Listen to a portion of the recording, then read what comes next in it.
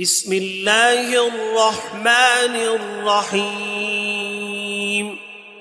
ياسين والقرآن الحكيم إنك لمن المرسلين على صراط مستقيم تنزيل العزيز الرحيم لتنذر قوما ما أنذر آباؤهم فهم غافلون لقد حق القول على أكثرهم فهم لا يؤمنون إنا جعلنا في أعناقهم أغلالا فهي إلى الأذقان فهم مقمحون وجعلنا من بين أيديهم سدا ومن خلفهم سدا فأغشيناهم فهم لا يبصرون وسواء عليهم أأنذرتهم أم لم تنذرهم لا يؤمنون إنما تنذر من اتبع الذكر وخشي الرحمن بالغيب فبشره بمغفرة وأجر كريم إنا نحن نحيي الموتى ونكتب ما قدموا وآثارهم وكل شيء أحصيناه في إمام مبين واضرب لهم مثلا أصحاب القرية إذ جاءها المرسلون إذ أرسلنا إليهم 2 فكذبوهما فعززنا بثالث فقالوا إنا إليكم مرسلون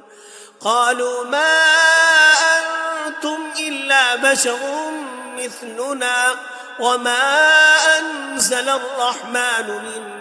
شيء إن أنتم إلا تكذبون قالوا ربنا يعلم إنا إليكم لمرسلون وما علينا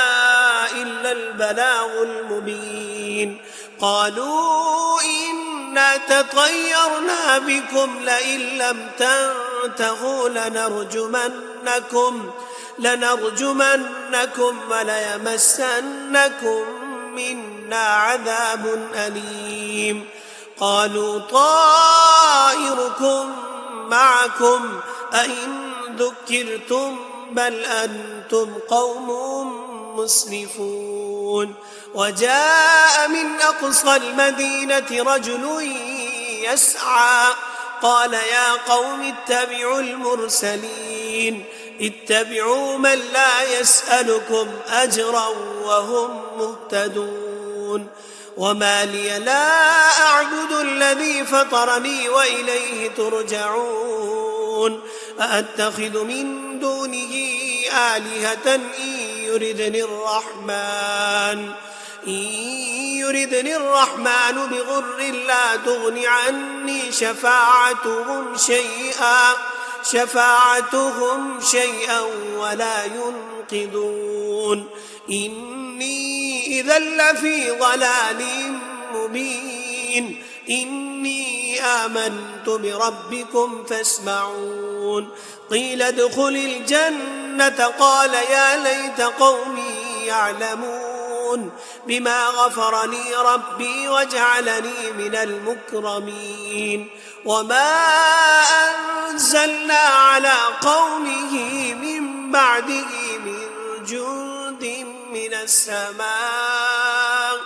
من السماء وما كنا منزلين إن كانت إلا صيحة واحدة فإذا هم خامدون يا حسرة على العباد ما يأتيهم من رسول إلا كانوا به يستهزئون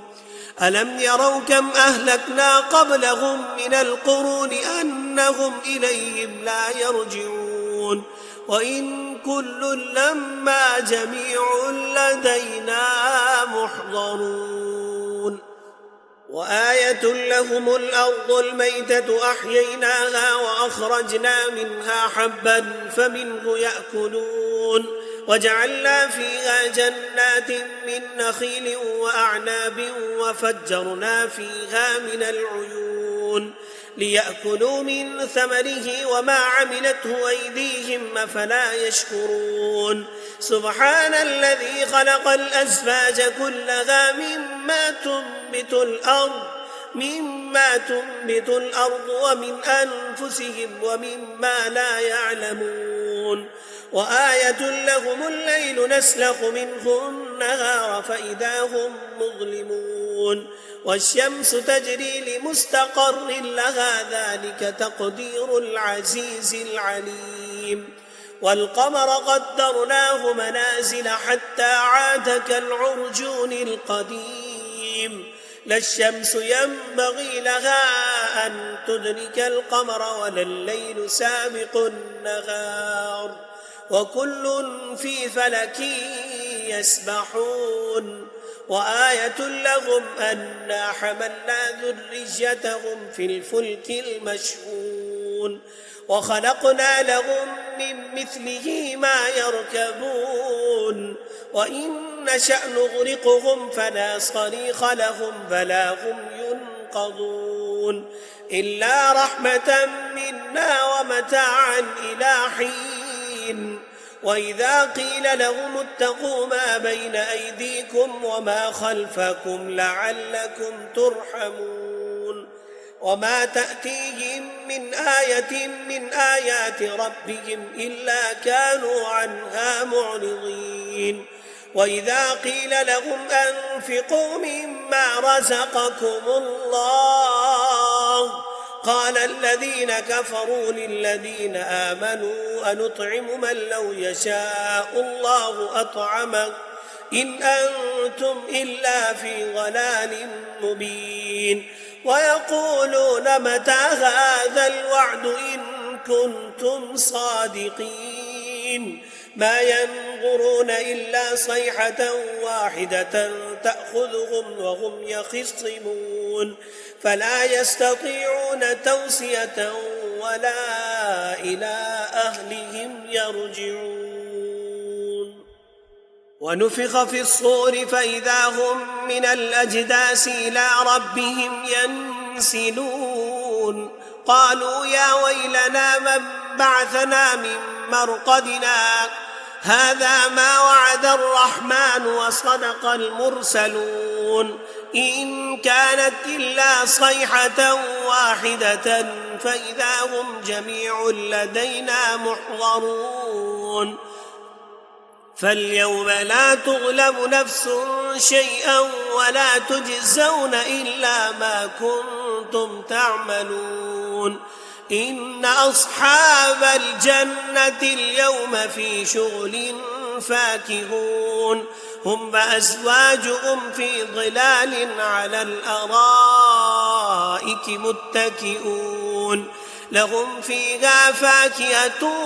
ولهم ما يدعون سلام قولا من رب رحيم وامتازوا اليوم أيها المجرمون ألم أعهد إليكم يا بني آدم ألا تعبدوا الشيطان إنه لكم عدو مبين وأن اعبدوني هذا صراط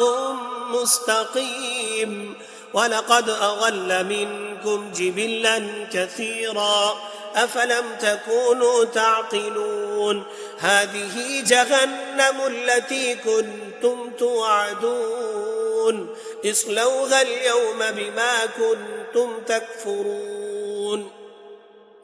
اليوم نختم على أفواههم وتكلمنا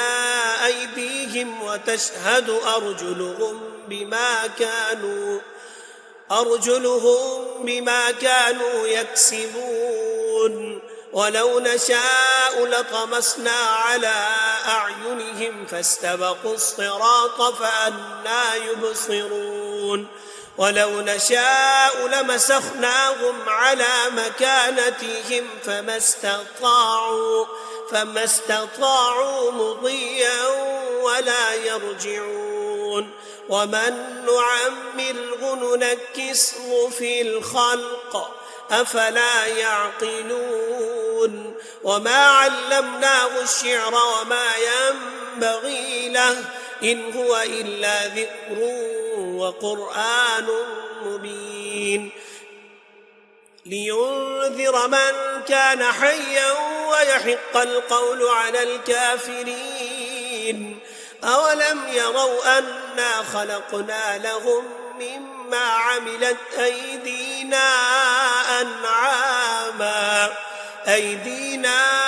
أنعاما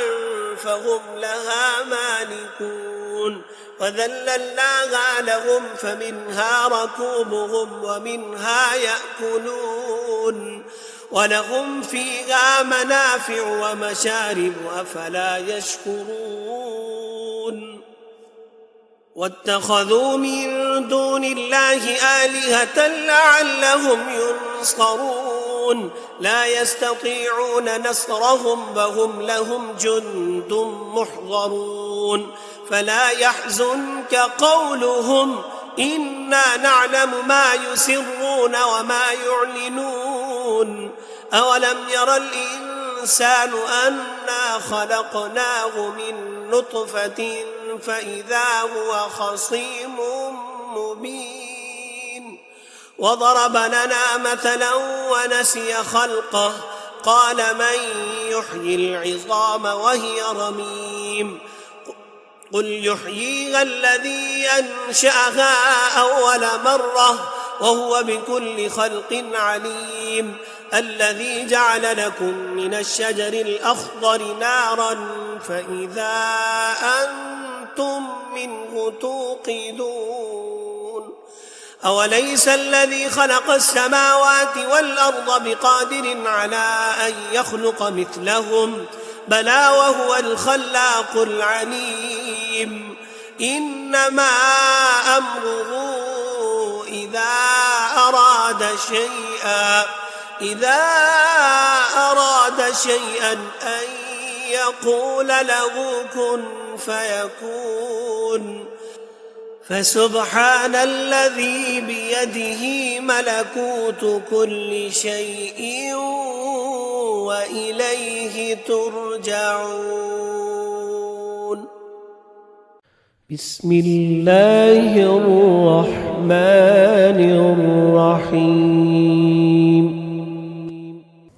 الرحمن علم القرآن خلق الإنسان علمه البيان الشمس والقمر بحسبان والنجم والشجر يسجدان والسماء رفعها ووضع الميزان ألا تطغوا في الميزان وأقيموا الوزن بالقسط ولا تخسروا الميزان والأرض وضعها للأنام فيها فاكهة والنخل ذات الأكمام والحب ذو العصف والريحان فبأي آلاء ربكما تكذبان خلق الإنسان من صلصال كالفخار وخلق الجان من مارج من نار فبأي آلاء ربكما تكذبان رب المشرقين ورب المغربين فبأي آلاء ربكما تكذبان مرج البحرين يلتقيان بينهما برزخ لا يبغيان فبأي آلاء ربكما تكذبان يخرج منهما اللؤلؤ والمرجان فبأي آلاء ربكما تكذبان وله الجوار المنشآت في البحر كالأعلام فبأي آلاء ربكما تكذبان كل من عليها فان ويبقى وجه ربك ذو الجلال والإكرام فبأي آلاء ربكما تكذبان يسأله من في السماوات والأرض كل يوم هو في شأن فبأي آلاء ربكما تكذبان سنفرغ لكم أيها الثقلان فبأي آلاء ربكما تكذبان يا معشر الجن والإنس إن استطعتم أن تنفضوا من أقطار السماوات والأرض فانفضوا لا تنفضون إلا بسلطان فبأي آلاء ربكما تكذبان يرسل عليكما شواظ من نار ونحاس فلا تنتصران فبأي آلاء ربكما تكذبان فإذا انشقت السماء فكانت وردة كالدهان فبأي آلاء ربكما تكذبان فيومئذ لا يسأل عن ذنبه إنس ولا جان فبأي آلاء ربكما تكذبان يعرف المجرمون بسيماهم فيؤخذ بالنواصي والأقدام فبأي آلاء ربكما تكذبان هذه جهنم التي يكذب بها المجرمون يطوفون بينها وبين حميم آن فبأي آلاء ربكما تكذبان ولمن خاف مقام ربه جنتان فبأي آلاء ربكما تكذبان ذواتا أفنان فبأي آلاء ربكما تكذبان فيهما عينان تجريان فبأي آلاء ربكما تكذبان فيهما من كل فاكهة زوجان فبأي آلاء ربكما تكذبان متكئين على فرش بطائنها من استبرق وجنى الجنتين دان فبأي آلاء ربكما تكذبان فيهن قاصرات الطرف لم يطمثهن إنس قبلهم ولا جان فبأي آلاء ربكما تكذبان كأنهن الياقوت والمرجان فبأي آلاء ربكما تكذبان هل جزاء الإحسان إلا الإحسان فبأي آلاء ربكما تكذبان ومن دونهما جنتان فبأي آلاء ربكما تكذبان مدهامتان فبأي آلاء ربكما تكذبان فيهما عينان نضاختان فبأي آلاء ربكما تكذبان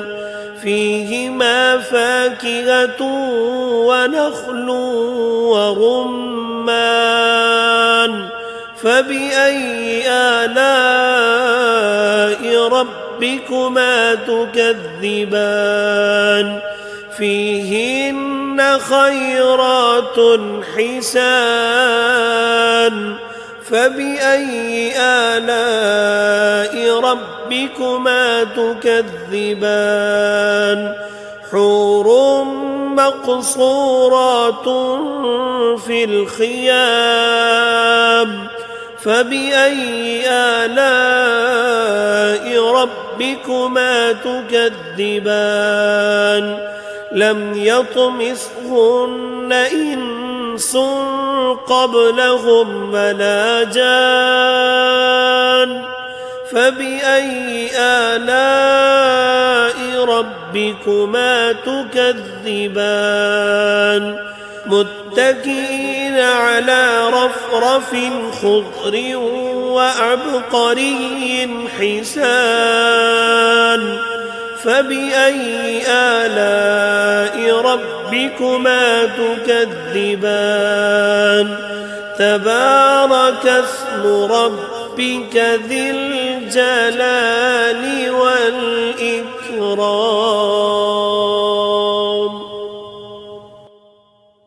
بسم الله الرحمن الرحيم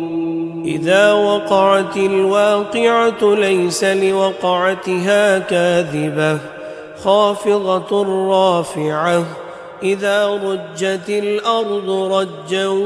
وبست الجبال بسا فكانت هباء منبثا وكنتم أزواجا ثلاثا فأصحاب الميمنة ما أصحاب الميمنة وأصحاب المشأمة ما أصحاب المشأمة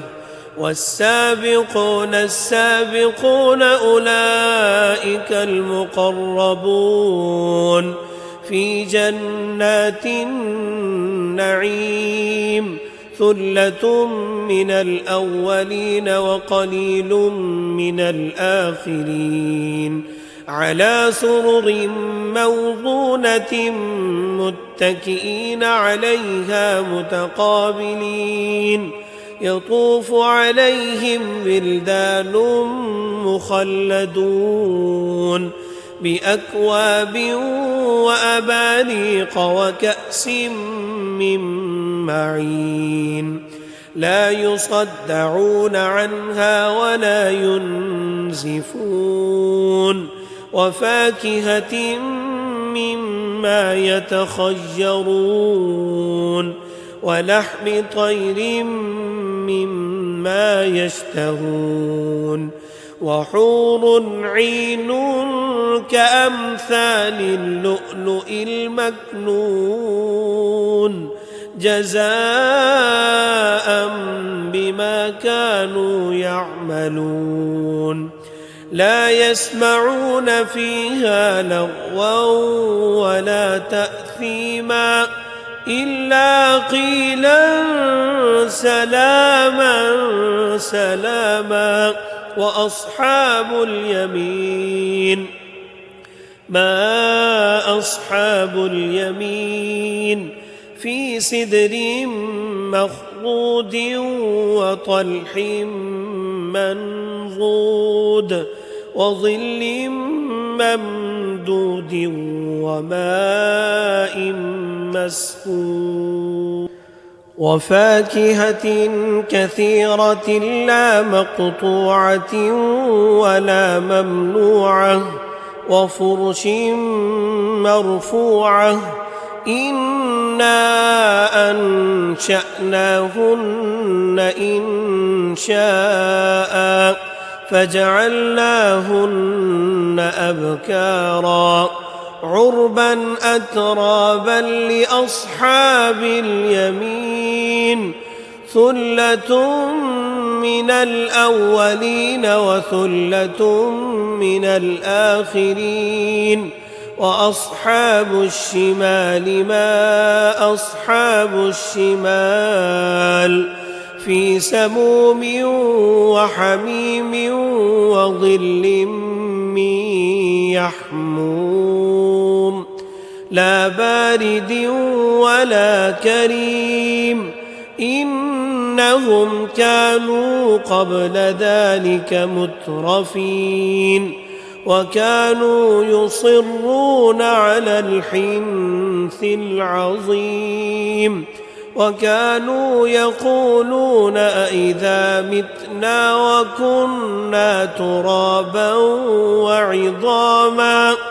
وكنا ترابا وعظاما أئنا لمبعوثون أو آباؤنا الأولون قل إن الأولين والآخرين لمجموعون إلى ميقات يوم معلوم ثم إنكم أيها الضالون المكذبون لآكلون من شجر من زقوم فمالئون منها البطون فشاربون عليه من الحميم فشاربون شرب الهيم هذا نزلهم يوم الدين نحن خلقناكم فلولا تصدقون أفرأيتم ما تمنون أأنتم تخلقونه أم نحن الخالقون نحن قدرنا بينكم الموت وما نحن بمسبوقين على أن نبدل أمثالكم وننشئكم فيما لا تعلمون ولقد علمتم النشأة الأولى فلولا تذكرون أفرأيتم ما تحرثون أأنتم تزرعونه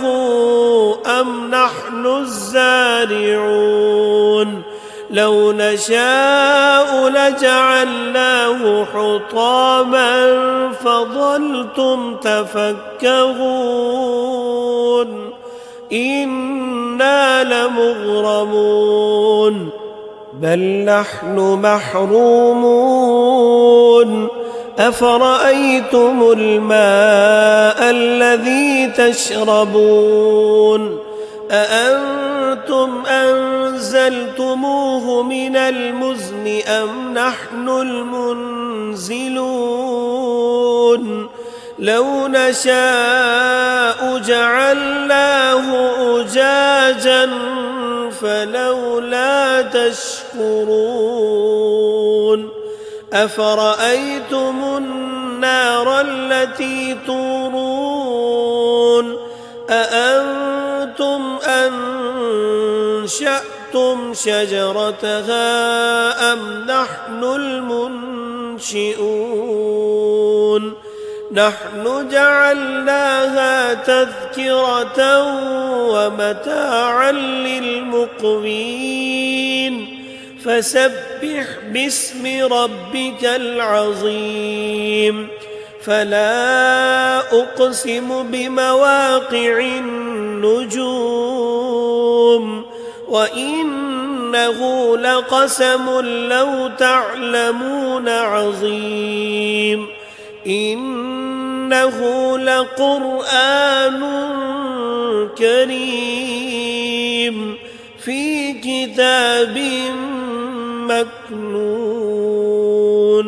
لا يمسه إلا المطهرون تنزيل من رب العالمين أفبهذا الحديث أنتم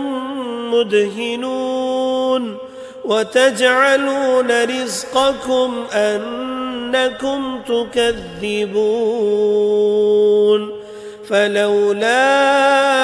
إذا بلغت الحلقوم وأنتم حينئذ تنظرون ونحن أقرب إليه منكم ولكن لا تبصرون فلولا إن كنتم غير مدينين ترجعونها إن كنتم صادقين فأما إن كان من المقربين فروح وريحان وجنة نعيم وأما إن كان من أصحاب اليمين فسلام لك من أصحاب اليمين وأما إن كان من المكذبين الضالين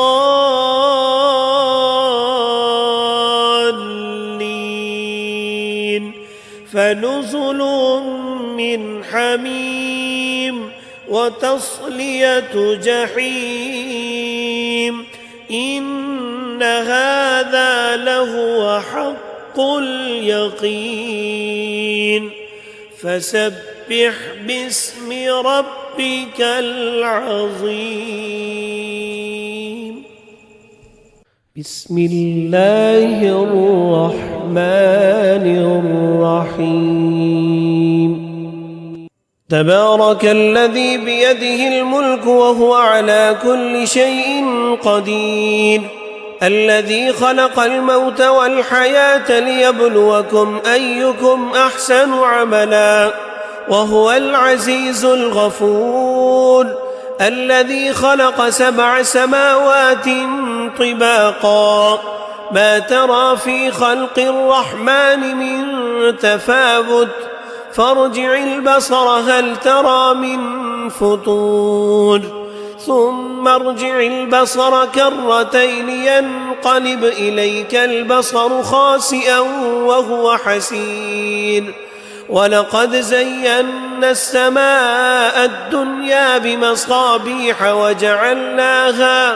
وجعلناها رجوما للشياطين وأعتدنا لهم عذاب السعير وللذين كفروا بربهم عذاب جهنم وبئس المصير إذا ألقوا فيها سمعوا لها شهيقا وهي تفور تكاد تميز من الغيظ كلما ألقي فيها فوج سألهم خزنتها ألم يأتكم نذير قالوا بلى قد جاءنا نذير فكذبنا وقلنا ما نزل الله من شيء إن أنتم إلا في ضلال كبير وقالوا لو كنا نسمع أو نعقل ما كنا في أصحاب السعير فاعترفوا بذنبهم فسحقا لأصحاب السعير إن الذين يخشون ربهم بالغيب لهم مغفرة وأجر كبير وأسروا قولكم أو اجهروا به إنه عليم بذات الصدور ألا يعلم من خلق وهو اللطيف الخبير هو الذي جعل لكم الأرض ذلولا فامشوا في مناكبها وكلوا من رزقه وإليه النشور أأمنتم من في السماء أن يخسف بكم الأرض فإذا هي تمور أم أمنتم من في السماء أن يرسل عليكم حاصبا فستعلمون كيف نذير ولقد كذب الذين من قبلهم فكيف كان نكير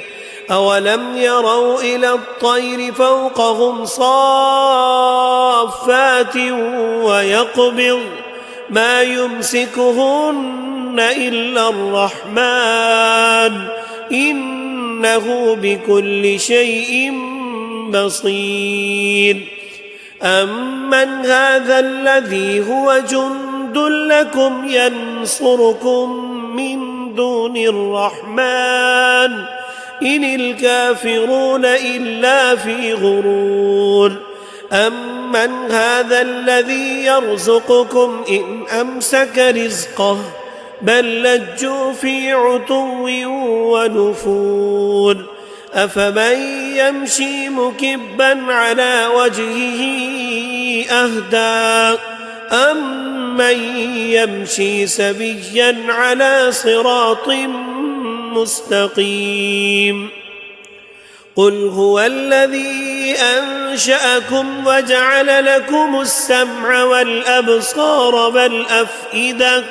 قليلا ما تشكرون قل هو الذي ذرأكم في الأرض وإليه تحشرون ويقولون متى هذا الوعد إن كنتم صادقين قل إنما العلم عند الله وإنما أنا نذير مبين فلما رأوه زلفة سيئت وجوه الذين كفروا وقيل هذا الذي كنتم به تدعون قل أرأيتم إن أهلكني الله ومن معي أو رحمنا فمن يجير الكافرين من عذاب أليم قل هو الرحمن آمنا به وعليه توكلنا فستعلمون من هو في ضلال مبين قل أرأيتم إن أصبح ماؤكم غورا فمن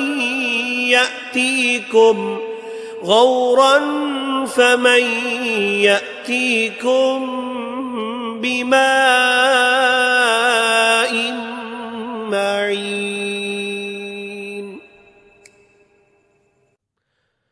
بسم الله الرحمن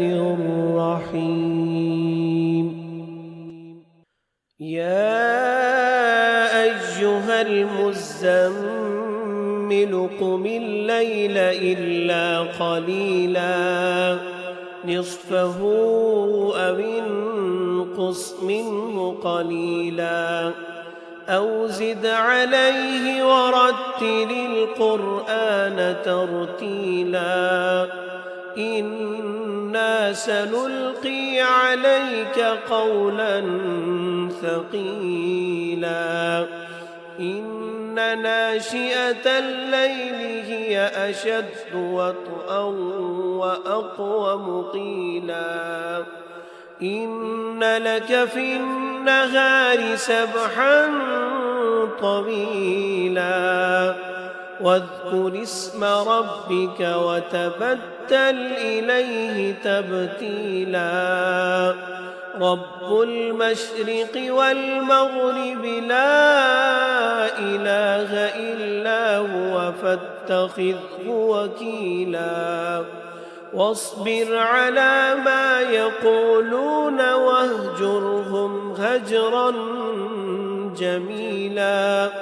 وذرني والمكذبين أولي النعمة ومهلهم قليلا إن لدينا أنكالا وجحيما وطعاما ذا غصة وعذابا أليما يوم ترجف الأرض والجبال وكانت الجبال كثيبا مهيلا إنا أرسلنا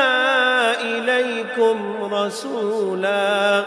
شاهدا عليكم كما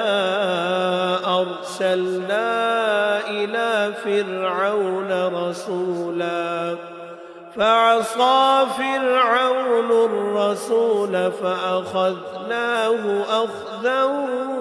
وبيلا فكيف تتقون إن كفرتم يوما يجعل البلدان شيبا السماء منفطر به كان وعده مفعولا إن هذه تذكرة فمن شاء اتخذ إلى ربه سبيلا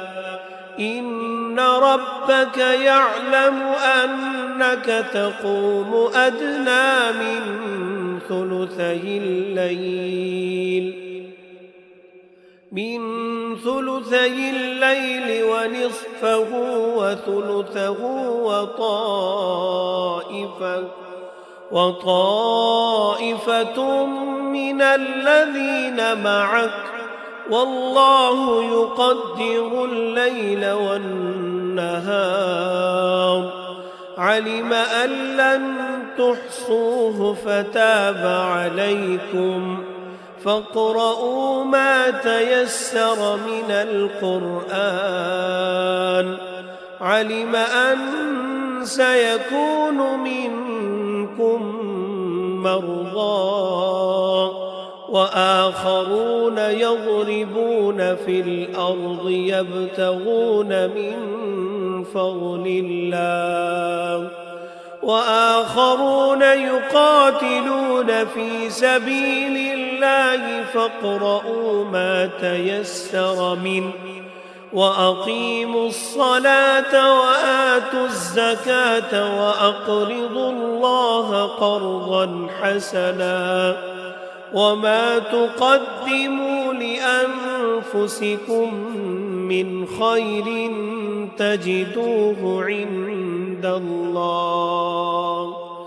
تجدوه عند الله هو خيرا وأعظم أجرا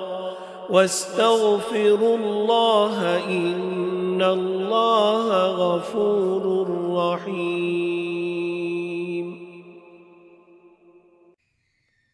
بسم الله الرحمن الرحيم. الله لا إله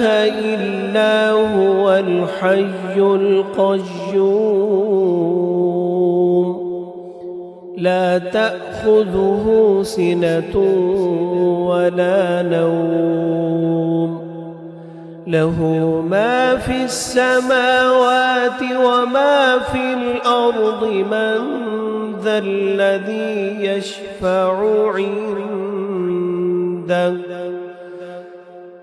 يشفع عنده إلا بإذنه يعلم ما بين أيديهم وما خلفهم ولا يحيطون بشيء من علمه إلا بما شاء وسع كرسيه السماوات والأرض ولا يؤوده